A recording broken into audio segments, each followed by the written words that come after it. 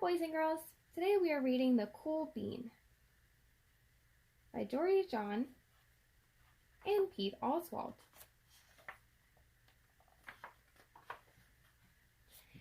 Watch out! Here come the cool beans. The cool beans. Oh yeah, check out how they move. Look at the way they swagger. Notice their sunglasses? Yow. The cool beans are known all over school, from house to house, across town, beyond county lines. In the olden days, last year, we were all one big pot of beans. We were a mixed bag, but somehow it worked. Yep, those were the good old days. And then we stopped seeing each other as much. Sigh. That's just how it is sometimes. You spend less time together even though you're not totally sure why. I watched as the beans I knew so well, the beans from my own pod, became the cool beans. Oh, they were so cool. One of them could play the guitar.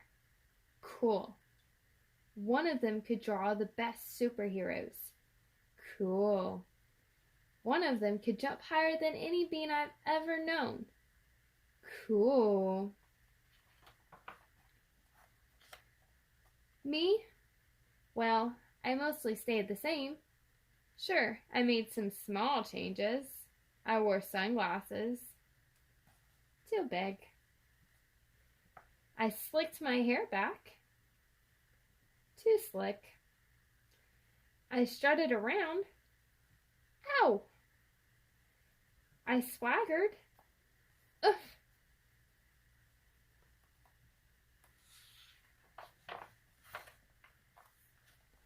I was still picked last for everything. My clothes never seemed to fit. I snorted when I laughed. Honk! I walked into stuff. Whomp! I was an uncool bean for sure. I started thinking of myself as just a common bean with no special skills. I couldn't compete, so I didn't even try. I'd never be a cool bean.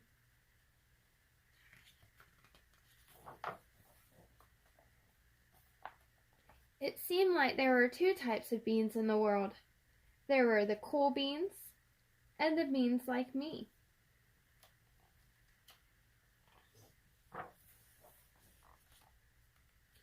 The days all blended together. I lived my life and things were just okay. I took tests and ate lunches and mostly kept to myself. The cool beans continued being cool. I mean, sure, I missed them a bit, but it's not like I was going to say anything. I felt like all that coolness had gotten in the way of our friendship. And that's how it went. Until one day. I was in the cafeteria. I dropped my lunch on my loafers. Oh no, not again. But then something sort of miraculous happened. Out of nowhere, one of the cool beans helped me clean it up. He didn't even say anything. He just gave me a nod. That was it. Later, I was out on the playground. I tripped and scraped my knee and maybe cried a little bit, and everybody saw it. Another one of the cool beans came to my side, and without a word, he dusted me off.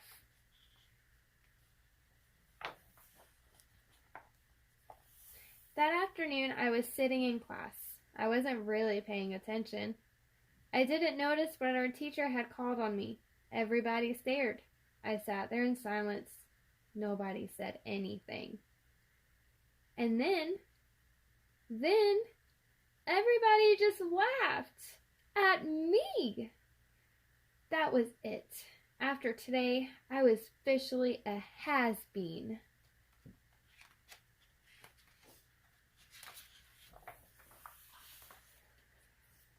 But then one of the cool beans stood up and came over to me. Everybody watched.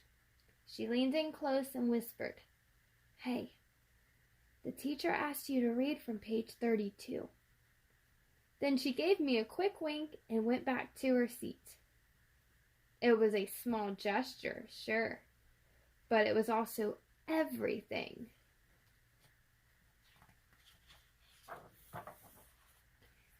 I walked home with a goofy smile on my face. I smiled all the way through dinner. That day made all the difference.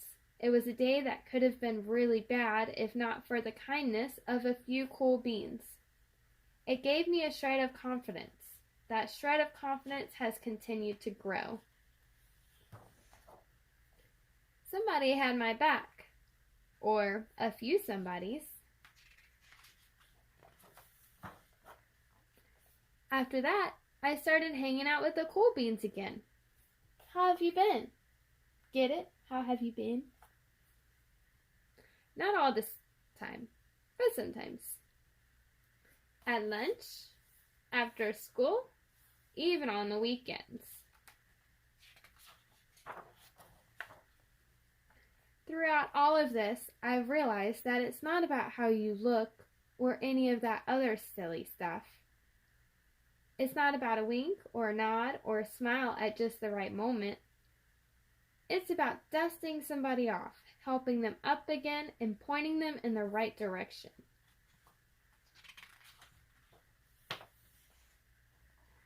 You need a hand? Yes, please. Now that's cool.